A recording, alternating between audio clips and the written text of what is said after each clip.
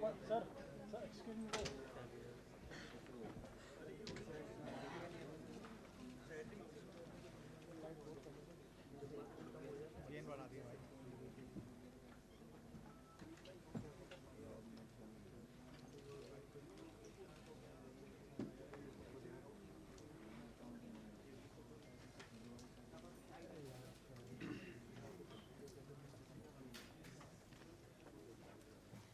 Respected Ministers of State, General Dr. VK Shri MJA, Foreign Secretary, Secretaries and other senior officials of the Ministry, friends from the media, a wonderful new year to all of you.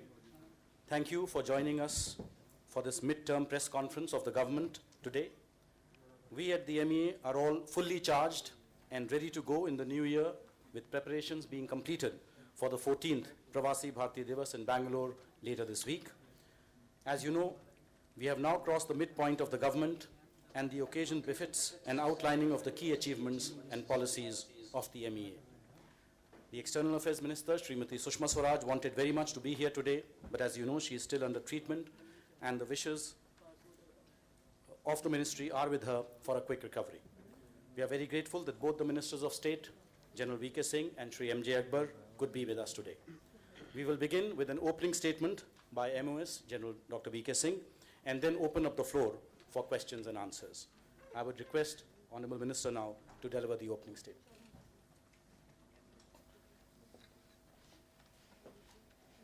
Good afternoon to everybody. It's a pleasure to be here talking on what the Ministry of External Affairs has been able to do in the last 2.5 years, although we do a press conference every year, but since we have crossed that halfway mark, we will also highlight what has been the way the flow has taken place. And for the questions, we have our esteemed colleague, a very erudite MJA, who will also take on questions pertaining to some of the areas that we have distributed amongst ourselves. Firstly, a very happy new year to each one of you. May this get you a lot of success, good reporting, good coverage for whatever you aspire for. Our External Affairs Minister, Srimati Sushma Swaraj, wanted to be here and personally wish you all and talk to you all, but she is not allowed by the doctors to step out of the house yet. And I'm sure you would miss her wit and the engagement that she used to do. Under the inspiring leadership of our External Affairs Minister, over the last 2.5 years, the MEA has not only shown itself adept at advancement of our foreign policy goals, but also as a ministry which cares and has set a new template for the delivery of public services. Prosperity, security are the two bookends on which we have framed our foreign policy. What we have sought across the world are partnerships of prosperity through new synergies in our flagship programs, from investment and infrastructure, from railways and transport, from smart cities and Skill India, Digital India and Clean Ganga. The primary aim of our external partnership has been the growth and development of India. Led by our Prime Minister, our government's effort at engaging the diaspora has been a true game changer. And at the same time, we have consistently sought to go to the aid of Indians wherever they got into distress. Allow me here to go into some of the key aspects of our achievements and initiatives, and then, of course, we will tackle the questions that you would throw at us. Sampark and Samvad. As all of you know, at each of the previous press conferences, we have begun with Sampark and Samvad, the fundamental basis on which the ministry and our government has conducted its engagement with the world. Each year, we have sought to widen the circle of friends and partners. The visits of President, Vice President, Prime Minister, the External Affairs Minister, and ourselves to countries large and small have been geared towards this goal. As the External Affairs Minister had mentioned in her last annual briefing, our objective is to at least at the ministerial level engage all the 192 countries of the United Nations. And we are well on this course. A key part of our sustained foreign engagement have in fact been back at home through summits and conferences where we have played host. As recently as October, our chairmanship of BRICS culminated in the annual summit in Goa, held in conjunction with the BRICS BIMSTEC Outreach Summit. Both were a resounding success for our diplomacy on global stage. And this was followed by the Heart of Asia Ministerial in Amritsar, a multilateral that affirmed India's commitment to partnership with Afghanistan in its transition. These conferences underlined the region's aspiration for greater connectivity, a process in which India played its due part. Even before 2016, we had seen the India-Africa Summit Forum 3, which for the first time saw participation of 54 African countries, which unveiled a dynamic and transformative agenda of resurgence between India and the nations of Africa. IAFS itself was preceded by two landmark summits with the Pacific Island nations, FIPIC, one in Fiji and the second in India in Jaipur.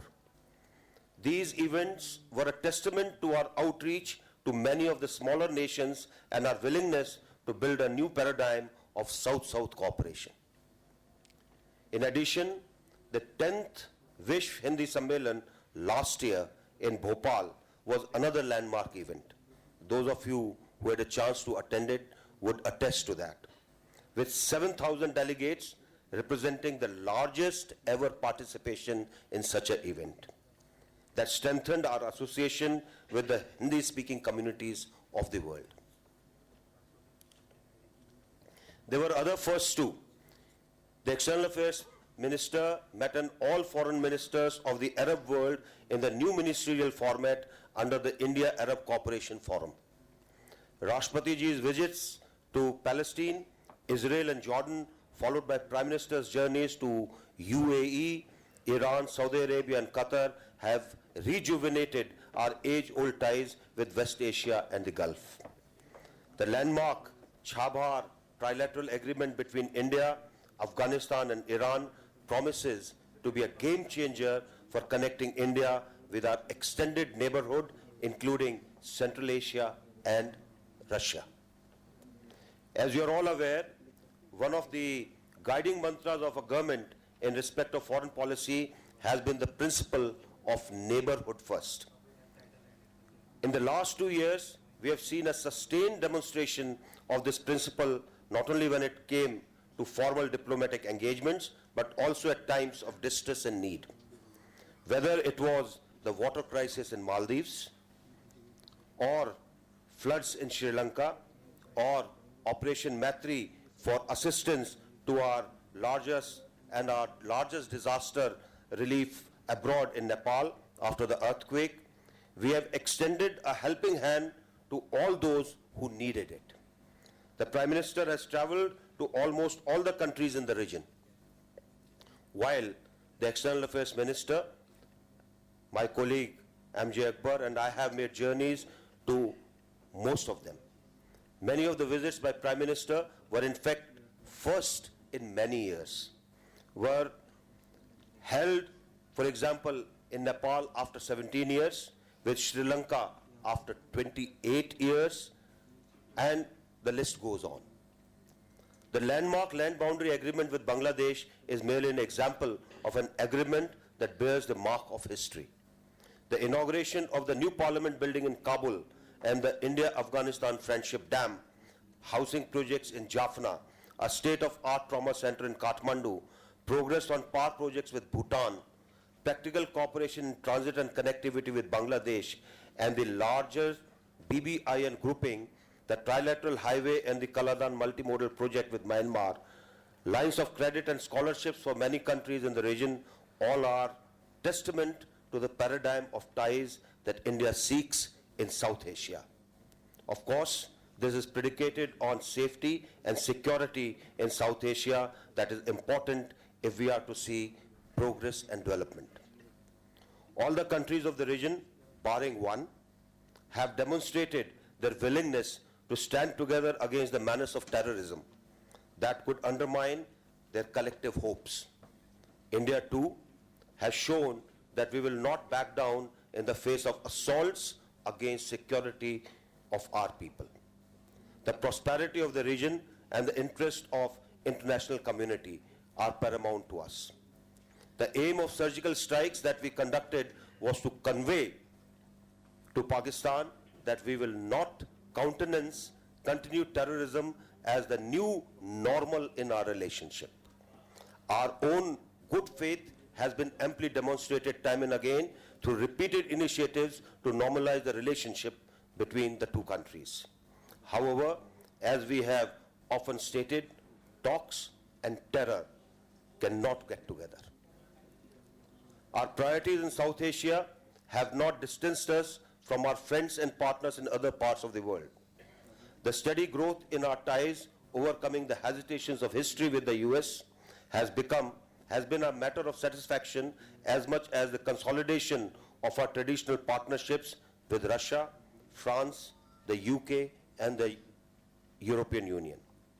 We continue to expand the broad range of our ties with China, particularly through people-to-people connections and the expansion of Chinese investment to India, even as we seek common grounds on concerns between our two countries. Outside the permanent five, our partnerships with nations such as Japan and Germany have been fruitful and mutually beneficial, as has been our continued engagement with countries of Africa, Central Asia, Latin America, and Central Europe. The conversion of the Look East policy to Act East policy and the establishment of a separate mission to ASEAN and the EAS has reinvigorated our ties with the region, bringing closer the promise of Asian century. Shaping the global agenda. Even as we have widened the ambit of Sampark and Samvad, India's voice on the global stage has found new resonance, not only to support positive initiatives, but to lead the way in proposing solutions of our own. From our Prime Minister's first G20 summit, where the intervention ensured that the issue of black money formed a part of final document, India has sought new ways to articulate and advance its core interests. With national security as a paramount interest, India has placed terror front and center of the issues on the global stage. We were able to decisively defeat attempts at the glorification of terrorists and terrorism. India's efforts to forge long-term and effective counter-terror cooperation with countries such as UAE, Saudi Arabia, Bangladesh, US, France, Germany, and others have dovetailed with the growing consensus that we have managed to build on the critically important comprehensive Convention on International Terrorism. India also played a key role in the revision of huge risk area by the contact group on piracy off the coast of Somalia. India's credible voice at Paris COP21 negotiations ensured the centrality of the principle of common but differentiated responsibility and our right to development without compromising on the critical need to combat climate changes. On the birth anniversary of Mahatma Gandhi, keeping our promise, India deposited its instrument of ratification. On renewable energy, India has led the way, building the International Solar Alliance, and in just a year, opening the framework agreement for signature. The opening of the International Solar Alliance framework agreement for signature within 41 days of finalizing the text of agreement is a record by itself. India's non-proliferation credentials were confirmed with membership of MTCR in 2016 and are joining the Hague Code of Conduct even as we continued constructive engagement with our partners for membership of other export control regimes. The signing of the Memorandum of Association with the Shanghai Cooperation Organization in June 2016 has paved the way for India's full-fledged membership of this key regional organization. On the cultural side, India has articulated a new global consciousness. Our Prime Minister's initiative resulted on 21st June as being declared as International Day of Yoga by United Nations, a resolution co-sponsored by a record 177 countries and supported by all. Celebrated in virtually even UN member country for 2 years running, the International Day of Yoga has gained unprecedented recognition, transforming India's ancient practice into a global movement. Diplomacy for development. As I had mentioned at the outset, our diplomatic engagements have direct relevance for our domestic development. Only key indicator of our diplomatic success has been increase in foreign direct investment into India. In 2014-15 alone, FDI inflows were $45 billion, and for 15-16 this has increased to $55 billion. Overall, FDI inflows have increased more than 43% for the 2-year period as against the 2 years preceding this government. We have moved up in a host of other economic indicators, having been ranked the most attractive investment destination by global agencies as per Ernst & Young, and jumping 32 spots in WEF's Global Competitive Index. The flagship initiatives of the government have provided the conceptual basis through which partnerships have been forged. MEA has acted as the principal facilitator and enabler, catalyzing old partnerships and incubating new ones, making the pitch for India's market opportunities, which is then carried forward by other ministries and partner organizations. In each of the key areas of our development, our efforts have crystallized through MOUs that have been signed or commercial deals that have been struck. Allow me to give you a few illustrative examples. Infrastructure investment funds have been launched with commitments by major economies like UAE, USA, UK and Japan, complemented by private sector arrangements. In railways and transport, the high-speed rail project between Mumbai and Ahmedabad is well on track, in addition to a number of infrastructure-related projects with Japan. The world's first ever Masala bond issued by HDFC and NTPC for infrastructure was listed on London Stock Exchange. 12 cities have been identified for smart city partnerships with US, France, Germany and the UK, while sister city agreements share developmental experiences. The Make in India program has attracted global attention, whether through Japan launching a $12 billion special finance facility or through the UPS with Germany's Fraunhofer Society, or through defense agreements such as between India and Russia on the joint production of Kamov 226 helicopters. Providing gainful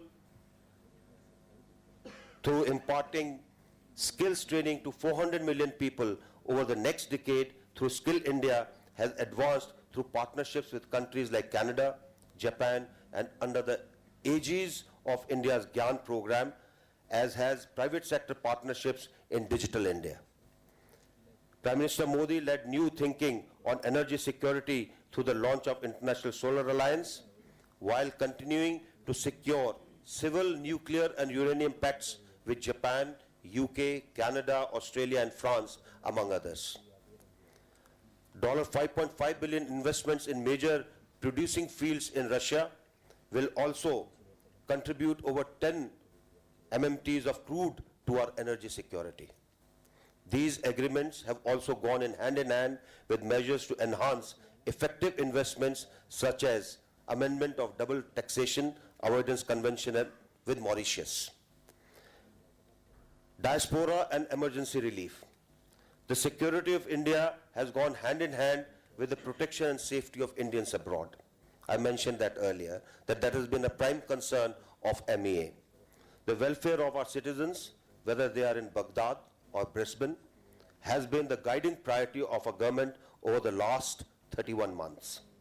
And we have consciously placed in front and center this in our foreign policy.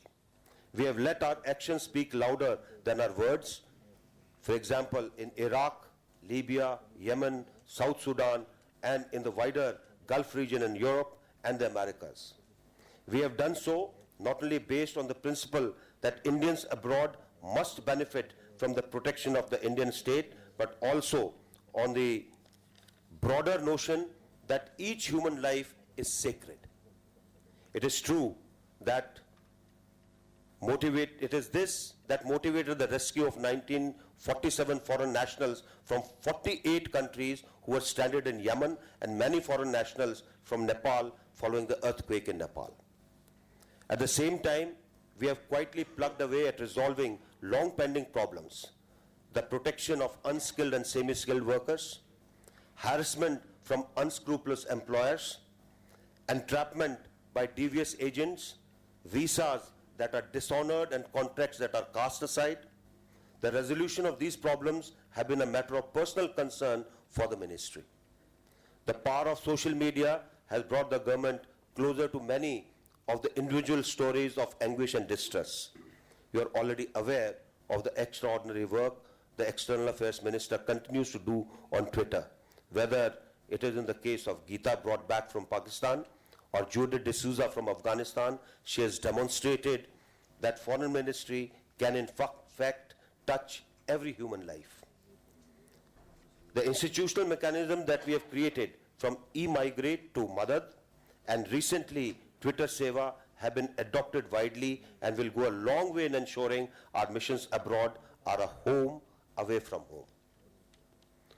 So for the first time in many years, there is a closer integration between the overall objectives of our foreign policy and our engagement with the diaspora community, a fact that is attested to by Prime Minister's outreach through the community events in the visits abroad. The merger between MOIA, Ministry of Overseas Indian Affairs, and MEA, and the inauguration of the first ever center for the diaspora in India, the Pravasi Bharatiya Kendra in New Delhi, all this attests to this fact. We are also preparing later this week for the 14th Pravasi Bharatiya Divas to be held in Bangalore with Karnataka as our partner state. The culmination of a new format of continuous engagements and focused debate over the last 2 years has preceded this Pravasi Bharatiya Divas.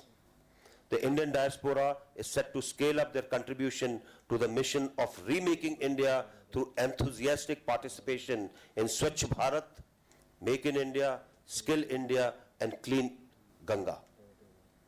Passport services, something which touches a large part of the population. Let me finally talk a little bit about an extraordinary achievement of the ministry over the last 2.5 years. The revolution in passport services implemented through the Passport Seva project has been achieved to a great extent. I'm sure that you yourself or someone you know would have had the experience of how easy it is to acquire a passport these days.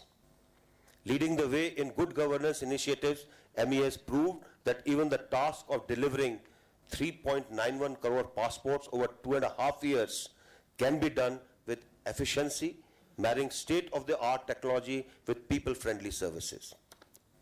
The Passport Seva system has emerged as India's largest e-governance initiative, synonymous with speed, accuracy, and transparency. Our network of passport services has been extended with the setting up of 88 passport seva kendras, including an additional 11 covering all the northeastern states. The expansion of centers has gone hand in hand with simplifying procedures and easing access.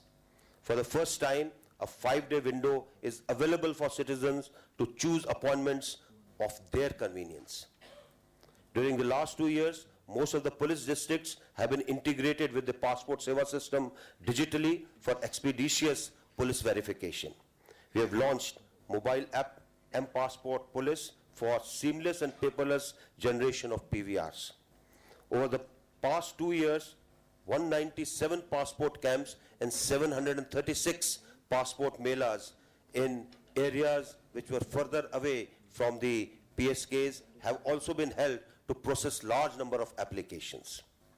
As you already know, citizens can now acquire a fresh passport under normal category in a week's time, if their applications are accompanied by 3 basic documents. These 3 documents include copies of Aadhaar, electoral photo identity card, and the PAN card, besides an affidavit in the prescribed format, declaration of citizenship, family details, etc. And giving an affidavit that there is no criminal record. We have just announced further liberalization in the passport rules for the benefit of citizens. Large number of you were present in that press conference. For those of you who have been actively following our foreign policy initiatives, there can be no doubt as to what our diplomacy has achieved over the last 31 months. Whether at bilateral, multilateral, or public level, through the projection of India's civilizational ethos through celebrations like the International Day of Yoga, India stands proud on the global stage today. Clearly, a new consciousness is emerging about our country and what the country stands for. I'm sure that the years ahead will see an even greater flowering of our diplomatic endeavors and even more win-win international partnerships, truly exemplifying our guiding motto, Sabka Saath, Sabka Vikas. Thank you very much. Thank you, sir, for that comprehensive overview of our foreign relations and the work of the MEA. The floor is now open for questions. Given that we have limited time, I would take questions in groups of 3, and I would request that you identify yourself and the organization that you represent and keep your questions brief and to the point. May I now have a show of hands? I'll just note down. Okay, the first, I give the first question to Manish Chand. Manish Chand, India Rights Network. So the new administration is going to take charge in the United States in a couple of weeks' time. How do you look at the trajectory of India-US relations under the Trump administration? Are there any specific areas of concern for us? And can we expect an early meeting between Prime Minister Modi and President Trump? Thank you. Now one question from the left side, Aditya Kaul. 2016 hasn't really been a great year for India-Pakistan relations. Prime Minister Modi suggested the comprehensive bilateral dialogue, but we saw the Pathankot terror attack, and thereafter, of course, the Uri terror attack, and most recently the Nagrota terror attack. And we have seen the most aggressive form of, as you mentioned, the surgical strike inside Pakistan-occupied Kashmir, and the infiltration has been on an increase. We have seen open support to Syed Salahuddin, Hafiz Saeed, and Maulana Masood Azhar. But what is the way forward? How does the Indian government really look at the talks offer that has continuously come from Nawaz Sharif and his foreign affairs advisor? And also, can talks in terror really continue in such an environment? And lastly, on counter-terrorism efforts, do you see a much wider scope of engagement and cooperation between India, US, India, Russia in respect to regional counter-terrorism efforts? Importantly, because we have seen in the last 6 months more of diplomatic isolation both at SAARC and other multilateral forums. Aditya, our answer may be shorter than your question. The third question in the first set, Deepanjan. 2016 was not a very satisfactory year in Indo-China relations, with China veering towards one of our old allies, Russia. How do we manage the Sino-India relations in 2017? So we have 3 questions. I will now turn to the honorable ministers to.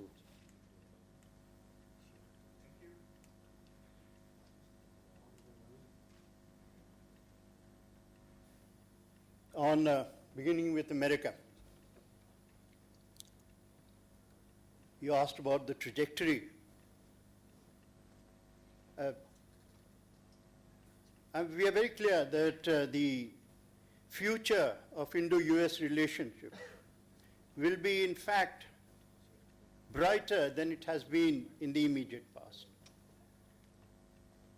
The reason is very simple. The key strength of this relationship lies in the fact that it has bipartisan support. Why does it have bipartisan support? Because it is actually driven by the will of the people on both sides, which is the most important asset that you can have in diplomacy. This was very evident at the high point of our bilateral engagement, which was our Prime Minister's visit. And in June, you saw the reception that he got, that his speech got and he got at the US Congress. That was evidence of all that I'm saying and all that I'm projecting. We have had a very warm and productive telephone conversation between the President-elect Donald Trump and our Prime Minister. Already there has been a series of high-level engagements with the NSA, with the Foreign Secretary, and I think this relationship is the future is being prepared even as we discuss it at the moment.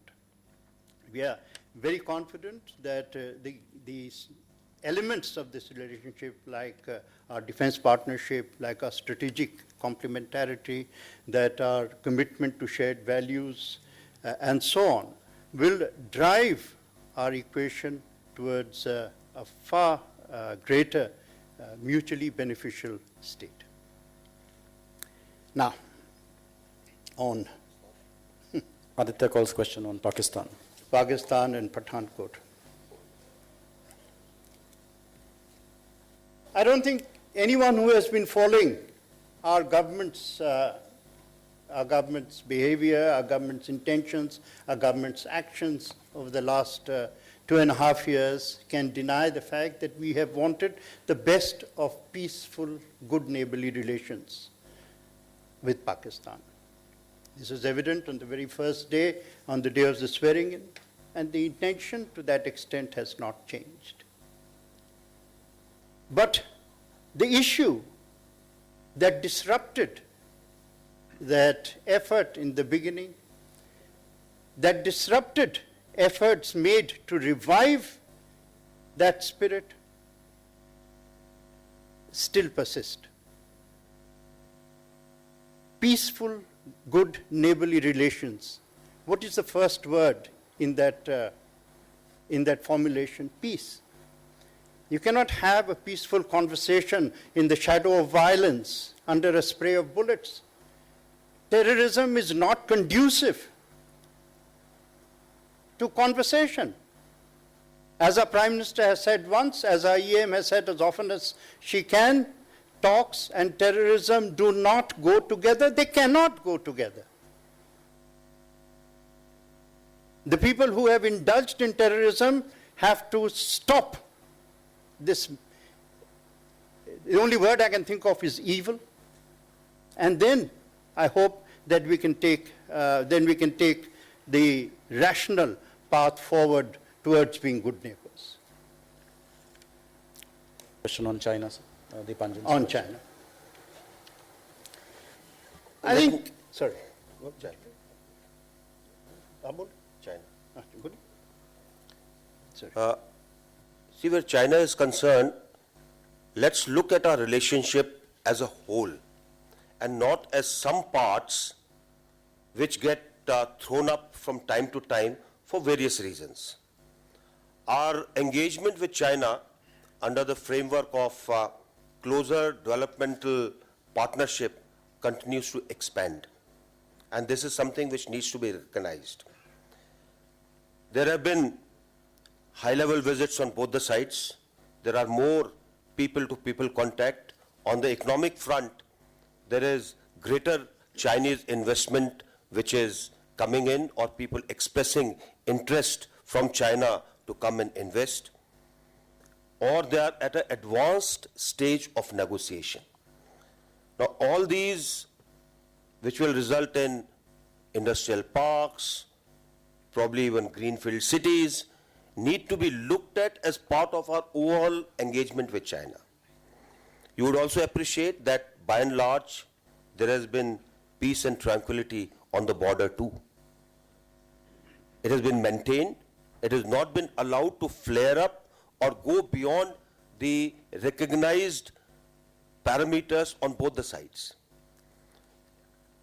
Well, certainly there are certain areas of divergence between us and China, and as mature partners, we need to look at these from a point of view where we can reduce the areas of divergence and increase the areas of convergence. And that is something which, as part of our initiatives, as part of our visits, as part of our engagement, we are trying to do. I am only underscoring one thing, that our engagement with China is driven purely by our national interests and ensuring that the two big countries of Asia create the Asian century that everyone is talking of. I'll now move on to the next set of questions. Arunim.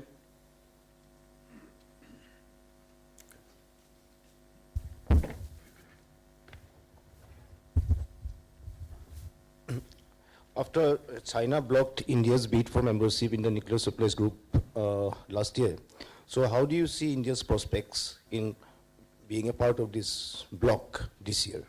Thank you. So this is the NSG related question. NSG. Okay. Vinita. Mike.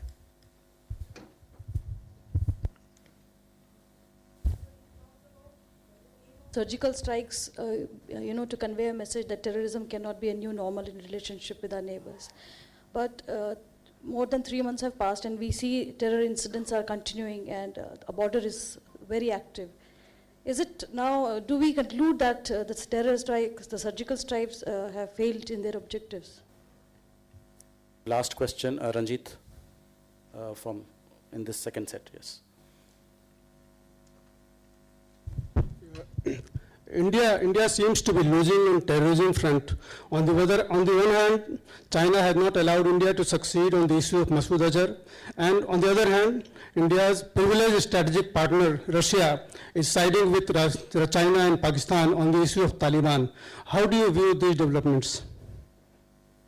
We have the next set of 3 questions. Just now to respond. Beginning with the NSG question. Let me take on the NSG thing. I'm sure everybody of us present here knows that India is not a member and therefore cannot comment on the internal discussions that take place in the NSG. We do understand that a meeting took place in Vienna on November 11th, 2016, where India's membership was discussed. Consultations on the issue are ongoing with the group, including our engagement with China on this issue. And we are sure that with our record and credentials, we will be taken as a member as per the procedures within this particular group. We are engaging everybody equally to ensure that our concerns, our credentials, our way that we have taken our various issues forward are understood by everybody. Sir, the question on the surgical strikes, Vinita Pandey's question. Frankly, I'm a little surprised to hear that. Frankly, I'm a little surprised to hear a question that actually says that our efforts on terrorism have somehow not been satisfactory. I think this is one of the most important developments of the year, has been the manner in which our message on terrorism, which has been personally enunciated by the Prime Minister and by all levels of government after that has been heard across the world. It was heard across the United Nations. It was heard across the non-aligned movement. It was heard at multilateral bodies. It has been heard bilaterally in our engagements. And everywhere there is an absolutely near consensus that terrorism in all forms is unacceptable, that sponsorship of terrorism is as heinous as terrorism itself. And in fact, you can see the evidence of that.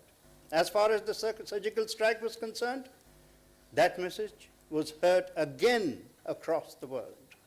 You have to go back to the statements. You have to go back to the statements that came from capitals across the continents of the world. You have to go back to the reaction that happened in our region. Again, there was near unanimity that this was unacceptable. So I think on this issue, at least, our position has been widely accepted by the world, and I think that in the coming year, the world will even be even stronger in its condemnation of this evil. Ranjit's question on the growing proximity, Russia, China, Pakistan axis, and on Afghanistan, right? See, let me first say that we do not believe that holding meetings of Afghanistan alone is going to solve the problems in Afghanistan. Eventually, it is about delivering benefits on ground which are seen by the people of Afghanistan. India's own developmental record in Afghanistan is well known, and it speaks for itself, and that is how our relationship is so close. Any political settlement in Afghanistan has to be Afghan-led, it has to be Afghan-owned, and it has to be Afghan-controlled. Nothing else is going to work in Afghanistan.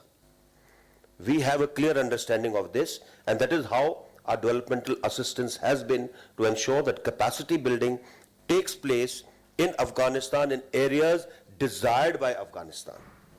We believe that eventually it is for the government of Afghanistan to decide who it wants to engage with and how does it want to engage, on what terms.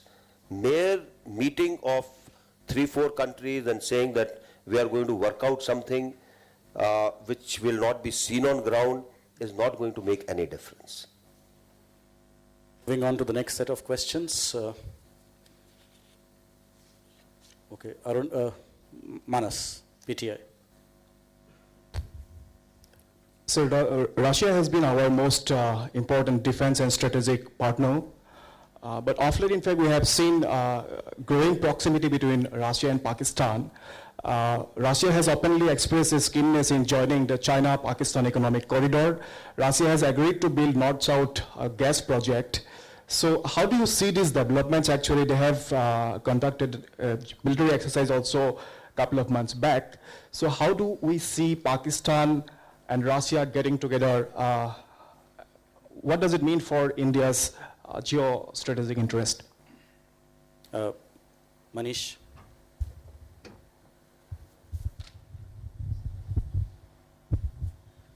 Sir मैं मनीष हूँ India TV से। मेरा सवाल यह है कि gulf country में लगातार आप सबकी इंगेजमेंट थी, पीएम गए थे यूएई में भी। उस समय ये कहा गया था कि दाऊद इब्राहिम की प्रॉपर्टी को लेकर लिस्ट सौंपी गई थी। खबर ये आ रही है कि उस प्रॉपर्टी को सीज किया गया। अगर उसके बारे में बताएं कि क्या आप लोगों को यूएई में सफलता मिली, क्योंकि दाऊद एक वन ऑफ द मोस्ट बड़ा टेररिस्ट है। Okay, third question Akhilesh Suman, mic.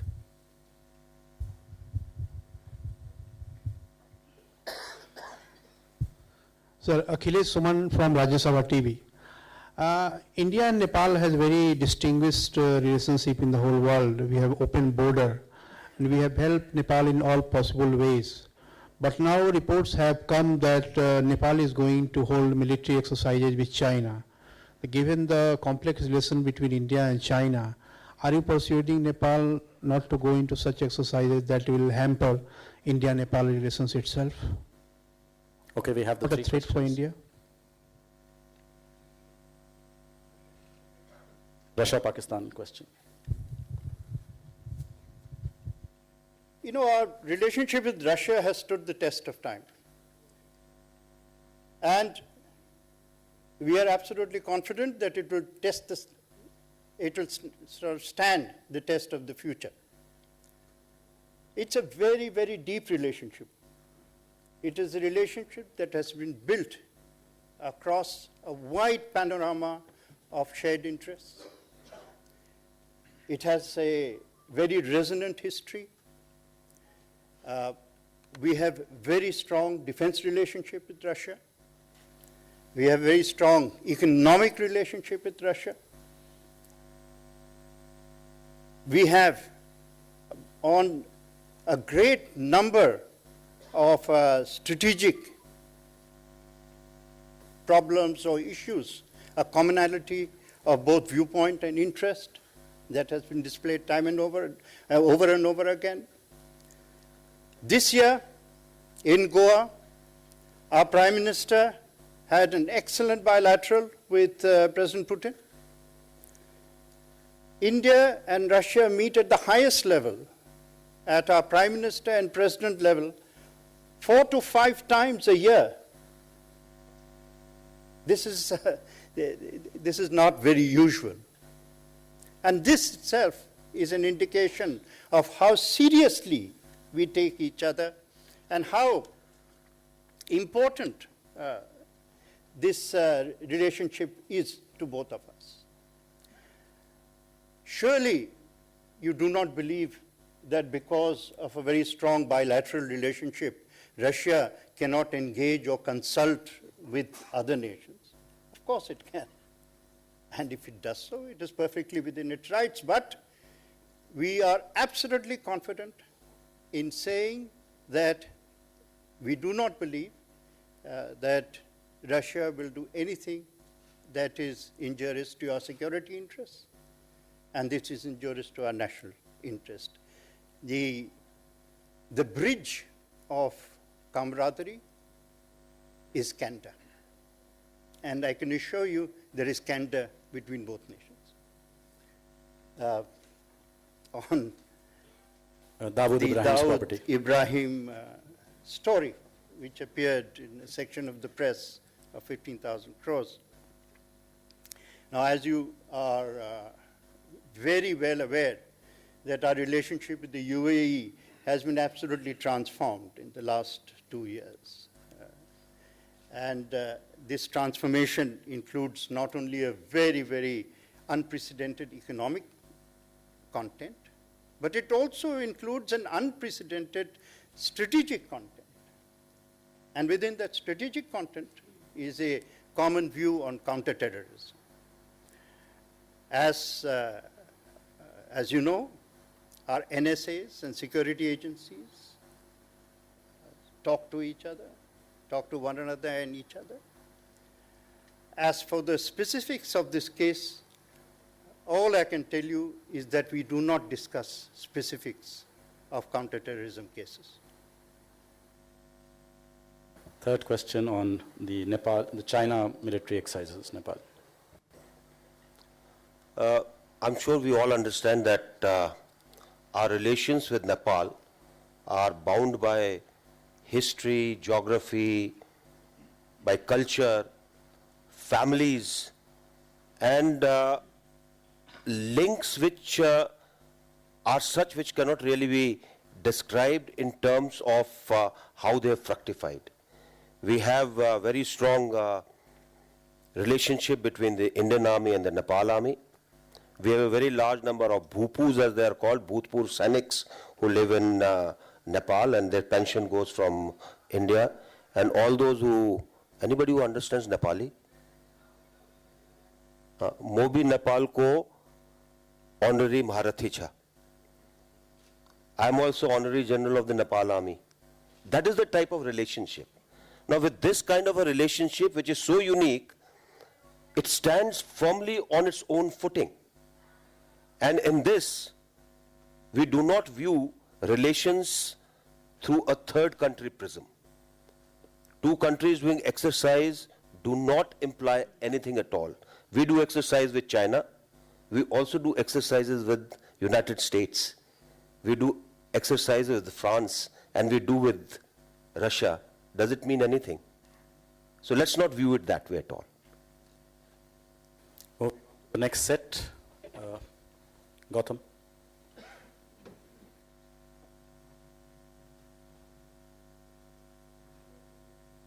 Sir, I am Gautam Lahiri. My question relates to India-Bangladesh relationship. We all know that Prime Minister Sheikh Hasina will be visiting Delhi very soon, and before that, recently, Honorable Minister Mr. Akbar had visited Dhaka, had a wide range of discussion. But one of the issues that is contentious till today, that no consensus has been emerged in the country itself about the Tista River water sharing. Whether this visit has a component of discussing this issue at all, or we are looking at beyond Tista. Okay, Huma.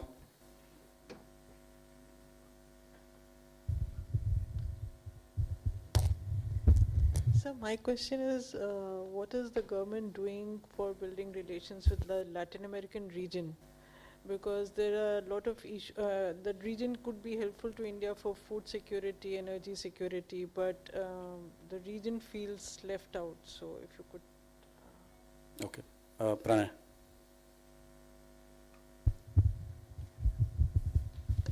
So this is Pranay Upadhyay from News 18. Against India's hope, the roadblocks put by China has scuttled India's scope for designating Masood Azhar as a UN terrorist.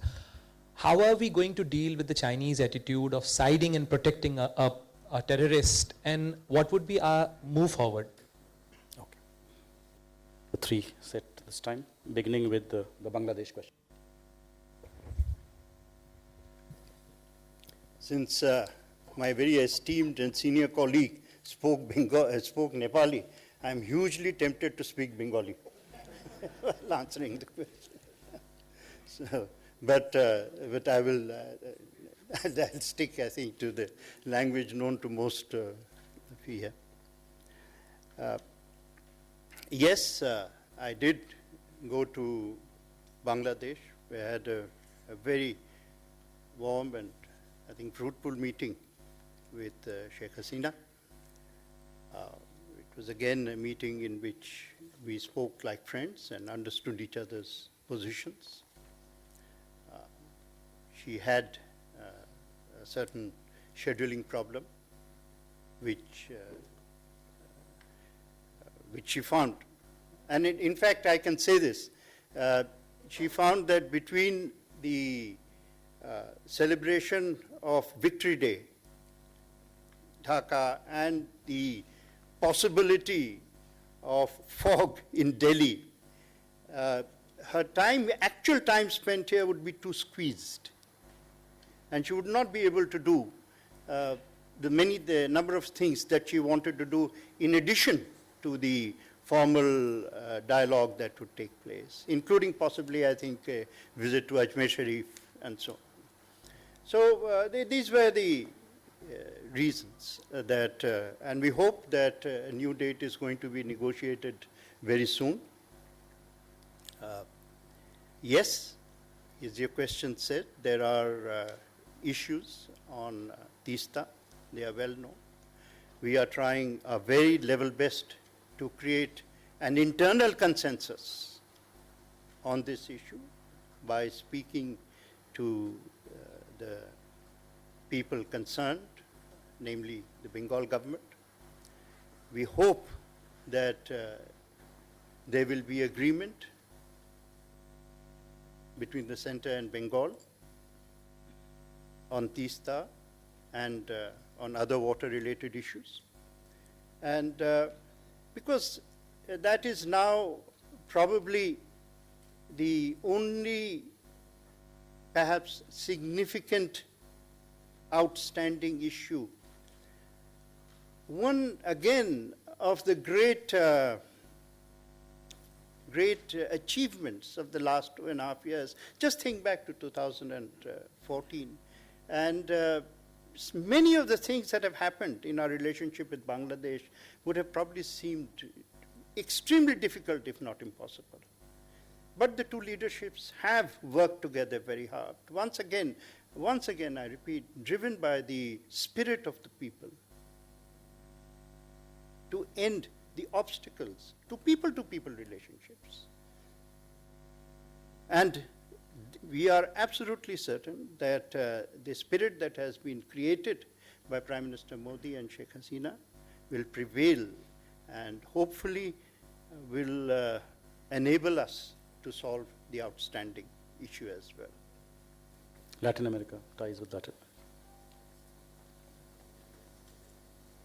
Let me firstly compliment you for asking a question on Latin America. The distance is so far that a lot of people shy away from asking. And let me add in the same breath that distance does not mean that you do not reach out. And in the last 2.5 years, I think we have reached out much more and more effectively than what has ever been done before. You are aware that the Prime Minister's first visit was to Brazil as part of the BRICS summit. After that, he has visited Mexico, where he has had meetings with various leaders, including the Argentine president. Our vice president went to Venezuela, and there have been numerous incoming visits from that region. On our side also, there have been many visits. I have been to 8 countries there myself. There have been meetings to ensure that the senior officials meetings and the JCMs, which are institutional mechanism, that takes place in time, so that there is a greater interaction between institutionalized mechanisms that we have established. And therefore, we find that the thought that should have been visible has been visible in our relationship in Latin American countries. Our overall food security and energy have constituted the key areas of focus in our ties with Latin America. With Venezuela in particular, OVL has made further investments.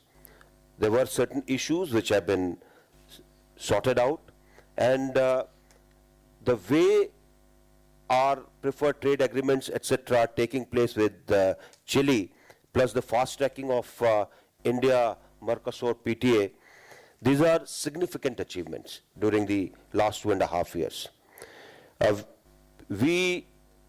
Our pharmaceuticals, auto parts, automobiles, textiles have found new opportunities in the area. The Prime Minister had suggested the centers of excellence for IT. They have been established. We have had the Solar Mamas program in a couple of countries that has taken off. And there has been a greater interest for India. In fact, yoga has become very popular in the region. So there is spiritual convergence, if I can say that. We have also, at the various meetings with SICA, SALIC, CARICOM, we have invigorated the process. We have, there are much more interaction that is taking place, and there is a much greater interest that has been generated. We had this annual meeting that used to take place in UNGA with all our LAC partners in the SALIC, and we are continuing to ensure that this engagement will become more meaningful in this particular year. Finally, a great amount of developmental assistance in capacity building is being done. We are ensuring that the needs of the various countries who come to us for help, they are met in a time-bound manner. Overall, I can say that Latin America forms a very important region for us, and we are also concerned with the Caribbean because of the diaspora that exists out there. Overall, you will see further improvements as the time goes by. Third question on Masood Azhar, way forward.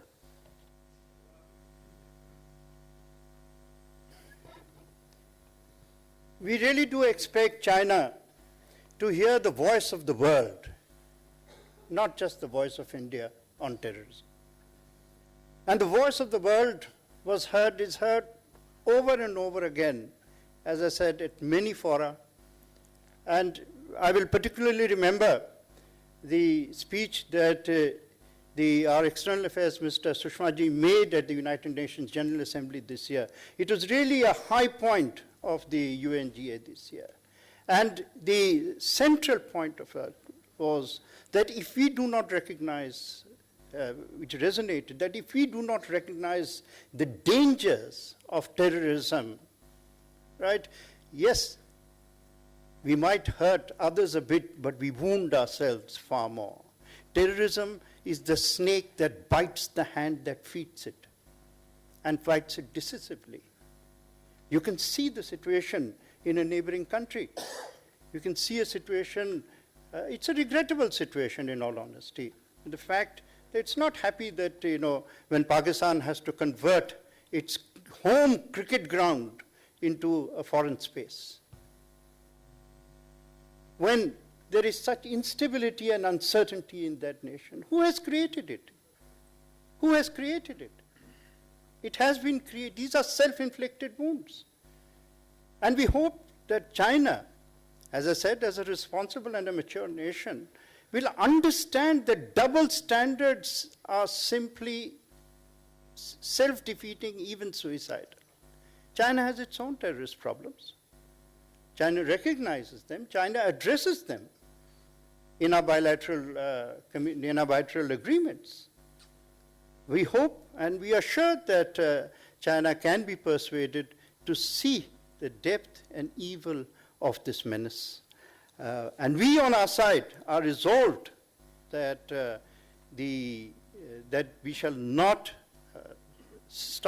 never stop saying this, that we will continue to point out the absurdity of the UNSC, the Security Council, 1267 committee, in which I think 14 out of 15 members perhaps agree on taking action against Masood Azhar. And there is simply one holdout.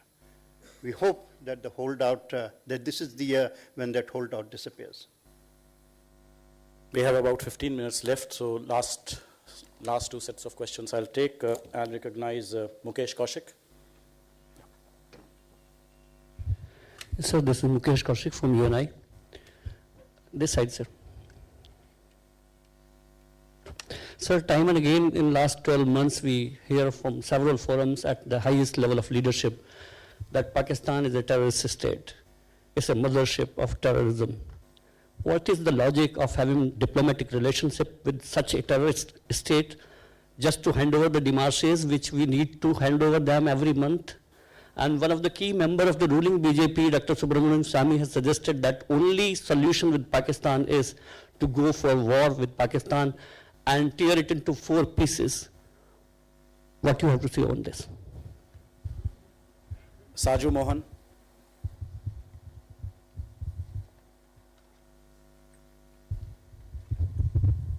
Hi, this is Saju Mohan from Anorma News. I have a question on Father Tom Urinal, who was kidnapped last year in Yemen.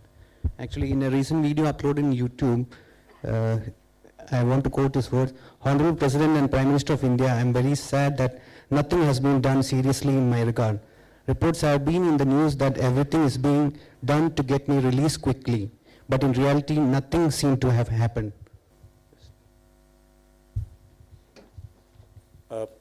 Smita Sharma. Smita Sharma from India Today.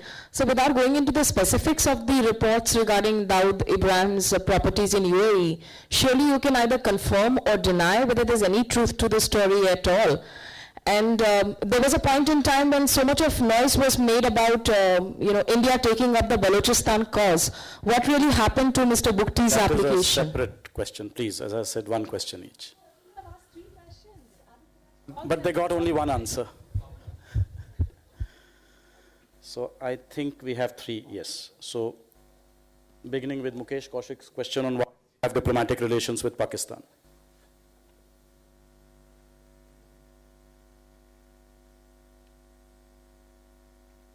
I think the engagement with Pakistan needs to continue. As has been said, I think was first stated famously by Vajpayee ji, we cannot change our neighbors. We have to deal with them. We deal with them with eyes open. We don't deal with them with minds closed. And in that respect, I think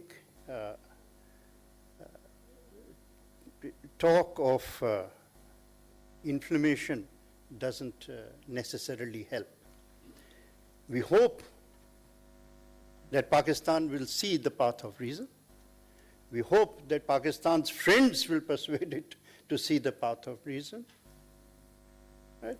But we have always believed that the way forward is through peaceful dialogue. Let there be peace, there will be a dialogue. Tom. It is, I say this with all respect, I say this with all deference and respect. It isn't that we have not done anything. We have done a great deal, as much as is possible. It is not easy to find solutions in the fog of such a complicated war. It is not easy to even find specific locations. But it needs to be said and perhaps reiterated that long before Father Tom went into this battle zone or into this war zone, we specifically advised him, our mission specifically advised him not to go there. Not to go there. However, he took his own decision. But ever since we got news of his becoming a captive, we have done everything possible. We have engaged with the relevant neighboring powers at all levels, at the diplomatic level, of course, but also at the level of agencies. We have in our ministry formed a core group led by Secretary ER, which is monitoring this on a continuous basis. There are many complications and issues involved in this. In fact, we are even reluctant because the question was asked. Therefore, I think we cannot but answer it. But we are reluctant to discuss this, and certainly Father Tom is not in a position to know all that we have done, nor can he be expected to be in that position. But we will strive and do. Let me just tell you that the bar on this problem and the bar on this issue has been set by the Sushma ji herself. Those who have followed her tweet know that her orders are very clear, that we must leave no stone unturned to get our Indian citizen back, because the security of every Indian is a prime concern. Last question on Dawood. The best answer I can give to the Dawood question is to repeat my previous answer. Salim, last 4 or 5 questions because we are running out of time now. Sir, I'm Salim from Tandi TV, Tamil Nadu. So the fishermen in Tamil Nadu are looking forward to the release of their fishing boats. And also, please throw some light on the tracking system for the fishing vessels and the communication equipment that will be made mandatory. Naz Asgar.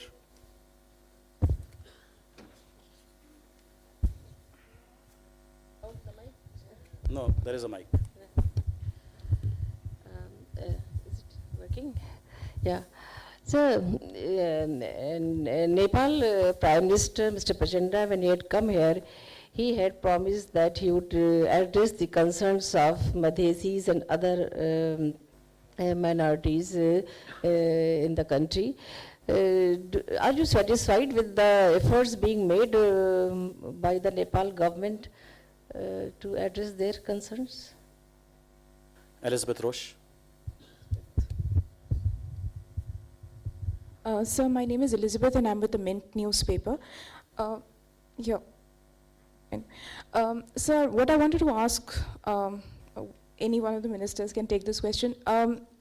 I believe that this is the 25th year of establishment of diplomatic relations with Israel. Now, the last time EM had a press conference, she specifically mentioned that the Prime Minister would be traveling to Israel. When is that visit likely to happen? First half, second half, any indication? Last two questions, Archis. This is about India-Mongolia. Our Prime Minister paid a very historic visit to Mongolia in 2015 and there were hopes of better relations. But subsequent events and developments and statements from the Mongolian side seem to suggest that India somehow didn't stand by a friend. The context being the Dalai Lama's visit, how China retaliated. According to reports, the Mongolian side sought Indian help, which wasn't forthcoming.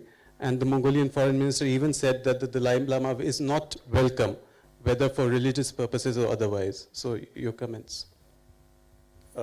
One to Ian, yes. Hi, Ian Marlowe from Bloomberg. 2016 saw the rise of anti-globalization and anti-free trade forces across the world, mainly, obviously, with the election of Trump in the US and the triumph of the Brexiteers in the UK. I was just wondering how India views these trends and how the MEA is going to navigate this, particularly if those trends accelerate in 2017. Okay, last question, Santosh Thakur.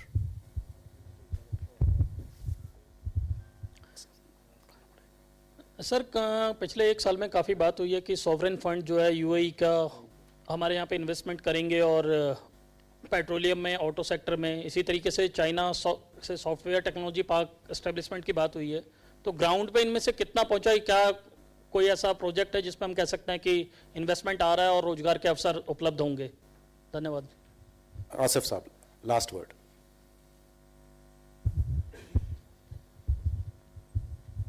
हमारा सवाल है कि इस वक्त Arab country से हमारे बहुत ज़्यादा ताल्लुकात हैं और सीरिया में इस वक्त ज़बरदस्त जो है क्राइसिस चल रहा है और साथ में टर्की में भी आतंकवादी हमला हुआ है. तो इस सिलसिले में भारत सरकार क्या कर रही है? Okay, the list of questions. Now we'll have the answers, beginning with the Sri Lanka fisherman question and the technology on the boats.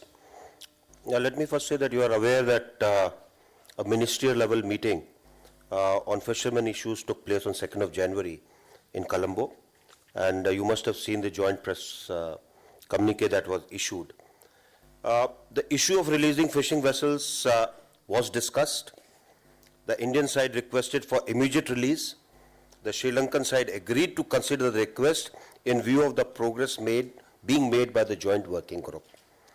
We will share with you as soon as the response from the joint working group comes to us. I'm quite sure it will be positive. The second part is on confidence building measures agreed to by both the sides. It was agreed to explore the possibilities of introducing an effective tracking system on fishing vehicles so that the communication equipment, etc., are known to both the sides. And the technology to be installed is being worked out in consultation with all relevant stakeholders and people who will provide the technology. I'm quite sure it will get finalized very soon. Israel question from Elizabeth. Yes, this is the 25th year, and our relations with Israel are very warm, are very good, as indeed relations with I think all countries we engage in, almost all.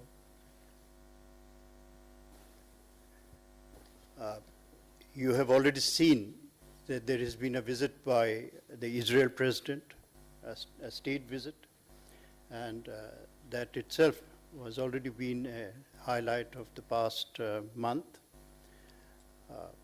there is certainly the option that exists of finding an appropriate calendar for bilateral visits.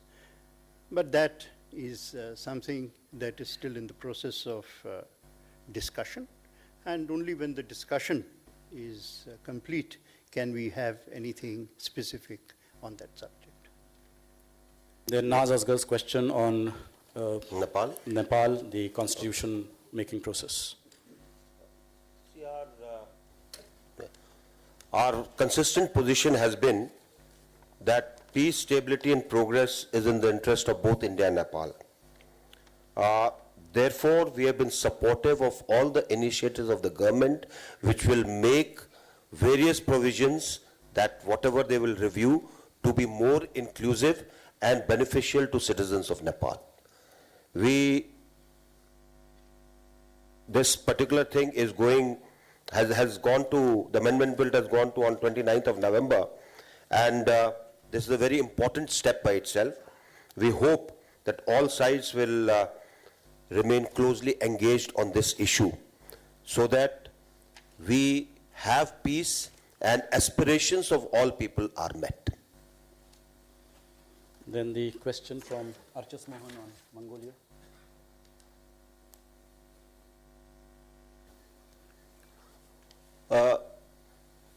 See, I'll put it this way, that no relation should be viewed as a zero-sum game.